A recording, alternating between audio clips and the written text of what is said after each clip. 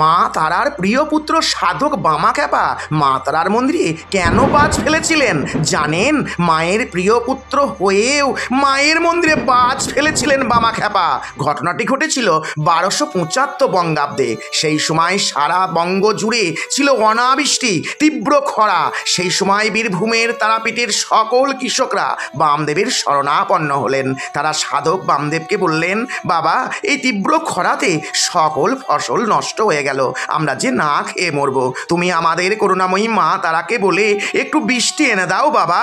অসহায় দিন দরিদ্র কৃষকদের কথা শুনে বামাখ্যাপার মনে বড়ই করুণা হলো। তাই তিনি মন্দিরের ভিতরে প্রবেশ করে করুণাময়ী মা তারাকে বললেন, দেখ মা, দীর্ঘদিন বৃষ্টি না হওয়ার ফলে এই দরিদ্র চাষিগুলি না খেয়ে মরবে, তুই একটু বৃষ্টি এনে দে মা। কিন্তু বামাখ্যাপার কথায় মা তারা কোনো কর্ণপাতই করলেন না। বামা করুণাময়ী মাকে বারবার অনুরোধ করলেন, কিন্তু মা চুপ থাকলেন। তখন বামা আবারও অনুরোধ করে বললেন, তুই চুপ থাকবি মা, গরিব চাষিদের কষ্ট একটু বুঝবি নে। ও, তুই তো বেশ সুখী রয়েছিস, পঞ্চব্যঞ্জন ভোগ খাচ্ছিস। এবারও মা চুপ থাকলেন। তখন বামাখ্যাপা রুদ্রমূর্তি ধারণ করলেন এবং রেগে গিয়ে মাকে বললেন, বুঝেছি তুই কিছুই উপায় করবি নে, তাই না?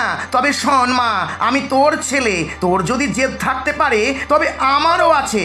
দেখ মা, আজ আমি তোর মন্দিরে বাজ ফেলবো, তুই কষ্ট পেলে তবেই বুঝবি সন্তানের কষ্টটা কেমন হতে পারে।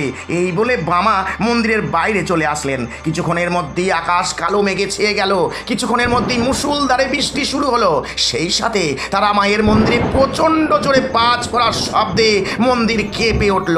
তখন বামা ছুটতে ছুটতে মন্দিরের ভিতরে প্রবেশ করে দেখলেন মা তারার মূর্তির কোনো ক্ষতি হয়নি। মায়ের চরণ দুটি ধরে বামা কাঁদতে থাকলেন।